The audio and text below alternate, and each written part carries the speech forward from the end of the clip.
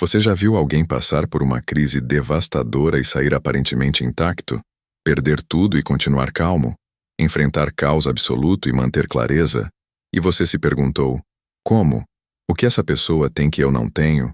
Eu passei anos estudando essas pessoas. Pessoas que passaram por guerras, falências, perdas inimagináveis, traições brutais. E não quebraram. Não porque eram mais fortes geneticamente. Não porque não sentiram dor. Mas porque elas tinham construído algo que a maioria nunca constrói. Uma fortaleza mental. Os estoicos chamavam isso de cidadela interior. Marco Aurélio escrevia: as pessoas buscam retiros no campo, na praia, nas montanhas. Mas o melhor retiro está dentro de você mesmo, porque ninguém pode invadir sua mente a menos que você abra os portões. E a maioria de nós vive com os portões escancarados. Qualquer crítica invade. Qualquer rejeição destrói. Qualquer crise desmorona tudo. Porque nunca construímos muralhas. Nunca fortalecemos estrutura. Nunca criamos defesas internas. Passei os últimos 6 anos estudando arquitetura mental estoica e trabalhando com pessoas que precisavam reconstruir depois de terem sido completamente arrasadas. E o que descobri é que fortaleza mental tem 5 pilares específicos. 5 estruturas que, quando construídas, tornam sua mente essencialmente inabalável, não imune à dor, mas imune a colapso. Hoje vou te mostrar exatamente como construir cada um desses 5 pilares. E se você aplicar isso, por 90 dias, você vai ter uma resiliência mental que a maioria das pessoas nunca desenvolve. Fica até o final porque o 5º pilar é o mais difícil de construir, mas o que determina se sua fortaleza aguenta os piores terremotos. Vamos começar a construir. O primeiro pilar da fortaleza invisível é fundação de valores não negociáveis. Os estoicos construíam tudo sobre princípios. Marco Aurélio tinha valores tão claros que, mesmo sob pressão extrema, ele sabia exatamente quem era. Justiça, coragem, moderação, sabedoria. E esses valores funcionavam como alicerce. Quando tudo ao redor desmoronava, o alicerce permanecia. A questão real não é se você tem valores, é se seus valores são tão claros e tão internalizados que nenhuma crise os abala. Porque a maioria das pessoas tem valores convenientes. Elas são honestas quando honestidade não custa, corajosas quando não há risco. Mas quando crise vem e pressão aumenta, valores convenientes evaporam. E aí você não sabe. Mas quem é? Conheci um executivo que perdeu tudo em um escândalo corporativo. Ele não estava envolvido, mas a empresa faliu e ele junto. Ofertas apareceram. Trabalhos que pagariam o triplo, mas exigiriam comprometer integridade, mentir sobre experiência, esconder informação de investidores. E ele recusou. Todas. Mesmo falido. Mesmo desesperado. Porque ele tinha valor não negociável. Integridade acima de dinheiro. Levou 2 anos para reconstruir, mas ele reconstruiu sobre fundação sólida.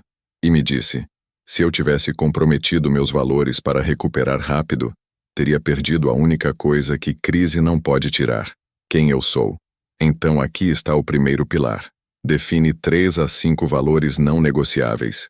Não valores aspiracionais que você gostaria de ter. Valores reais que você já demonstra mesmo sob pressão. Escreve. E toda decisão que você tomar daqui para frente, filtra através desses valores. Isso está alinhado com quem eu decidi ser? Se não, não faça. Independente de consequência. Porque fortaleza mental começa com saber quem você é, quando tudo está te pressionando a ser outra pessoa. E valores não negociáveis são o alicerce que nenhuma crise pode rachar. O segundo pilar é preparação mental para o pior cenário. Os estoicos praticavam premeditatio malorum, visualização negativa. Não pessimismo. Preparação.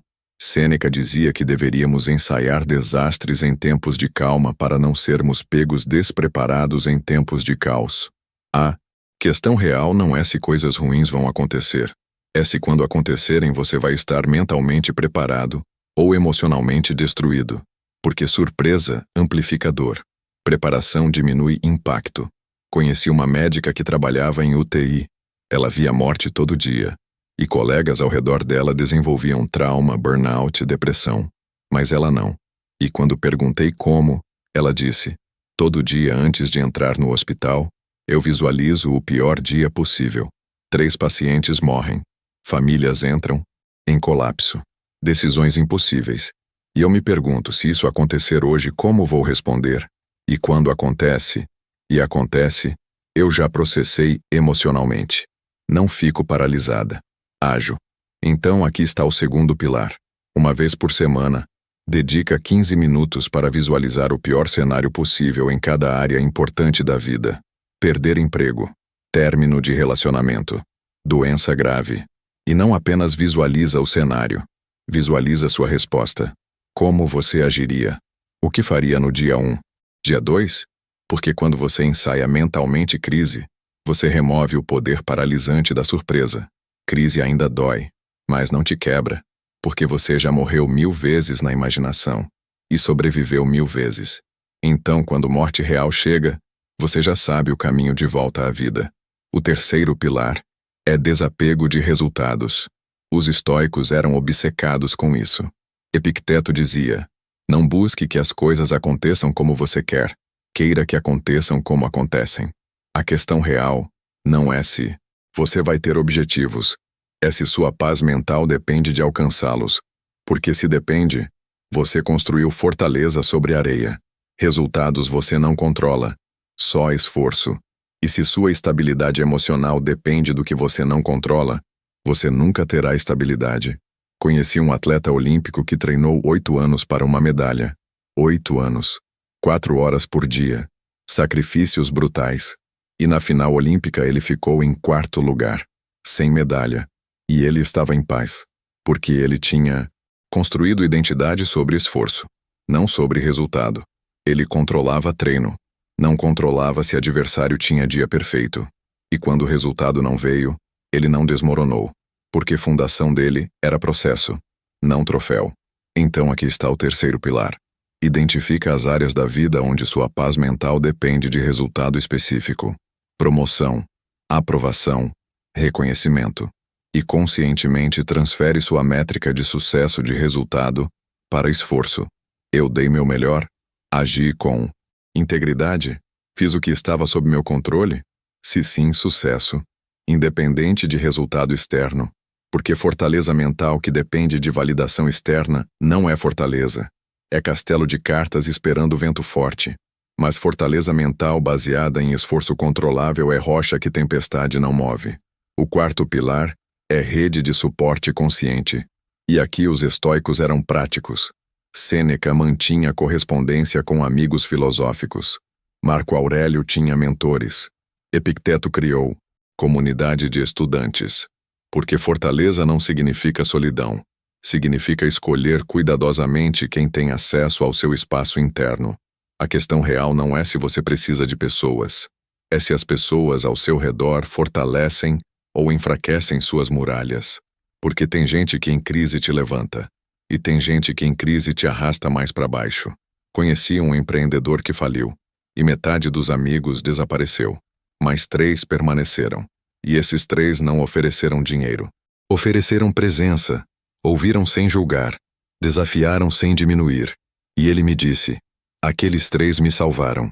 Não porque resolveram meus problemas, mas porque me lembraram que eu era mais que meus problemas. Então aqui está o quarto pilar. Faz um inventário brutal das pessoas na sua vida. Quem em crise te fortalece? Quem te enfraquece? E toma decisões difíceis. Você não precisa cortar todos, mas precisa saber quem você chama quando muralhas estão sendo testadas. Porque fortaleza mental não significa ser ilha. Significa ter pontes seletivas para pessoas que respeitam sua arquitetura interna e cortam pontes para pessoas que tentam demolir. O quinto e último pilar é o mais difícil. Propósito maior que você. Os estoicos entendiam que fortaleza mental alimentada só por autopreservação eventualmente colapsa, mas fortaleza alimentada por propósito que transcende você se torna inabalável. Viktor Frankl sobreviveu.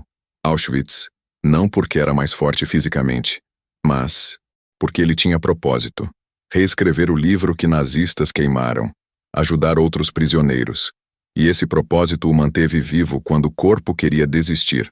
A questão real não é se você aguenta dor por você. É se você aguenta dor por algo maior que você. Porque propósito transforma sofrimento de sem sentido em sacrifício significativo. Conheci uma mãe com filho autista severo. 20 anos cuidando. Sem descanso, sem pausa. E pessoas perguntavam como ela não quebrava.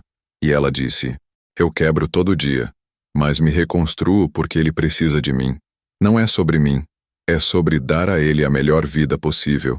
E quando é sobre algo maior, você encontra força que não sabia que tinha. Então aqui está o quinto pilar. Define para que você está aqui. Não o que você quer conquistar, mas a que você está servindo. Família, causa, legado, comunidade. E quando crise vier, e vai vir, você volta para esse propósito. Porque propósito é a torre central da fortaleza. Quando tudo mais está sob ataque, você sobe na torre e lembra por que está lutando. E isso te dá força para aguentar o que sozinho você não aguentaria. Então esses são os 5 pilares da fortaleza invisível. Valores não negociáveis. Preparação para pior. Desapego de resultado. Rede de suporte consciente. Propósito maior que você. 5 pilares que, quando construídos, criam estrutura mental que crise pode atacar, mas não pode destruir. E aqui está a verdade que ninguém te conta. Você não constrói fortaleza quando crise chega. Você constrói fortaleza antes. Em tempos de calma. Em dias normais. Porque quando tempestade vier, é tarde demais para construir. Você só pode usar o que já construiu. Marco Aurélio construiu sua fortaleza mental anos antes de governar em crise. E quando pragas, guerras e traições vieram, ele não precisou construir, apenas usar. Mas a maioria das pessoas vive sem muralhas. E quando crise chega, desmorona. E depois tenta reconstruir sob ataque. E é infinitamente mais difícil. Então aqui está o desafio. 90 dias. 3 meses. Você vai construir esses 5 pilares intencionalmente. Mês 1. Define valores e pratica decisões baseadas neles. Mês 2. Pratica visualização negativa semanal. Mês 3. Transfere métricas de resultado para esforço. Audita relacionamentos e cristaliza propósito. E no dia 90, quando algo difícil acontecer, porque vai acontecer, você vai sentir diferença entre ter fortaleza e não ter. E vem aqui, nos comentários e me conta. Qual pilar foi mais difícil de construir? Qual mudou mais? Você sentiu mais resiliência? Porque eu leio todos os comentários e quero testemunhar sua construção. Quero construir comunidade de arquitetos mentais, que entendem que paz não vem de evitar tempestades, mas de construir estruturas que aguentam qualquer tempestade. E se esse vídeo te deu blueprint para construir mente inabalável, deixa um like. Isso ajuda mais pessoas que estão sendo destruídas por crises externas porque nunca construíram fortaleza interna. E se inscreve no canal porque toda semana eu trago filosofia aplicada, arquitetura mental e princípios reais para você construir vida que aguenta o que a maioria das vidas não aguenta. A pergunta não é se crise vai testar você. Vai. A pergunta é se quando testar, ela vai encontrar fortaleza ou vai encontrar ruínas. Os estoicos construíram fortalezas invisíveis que resistiram 2000 anos. Agora é sua vez de construir a sua. Te vejo no próximo vídeo.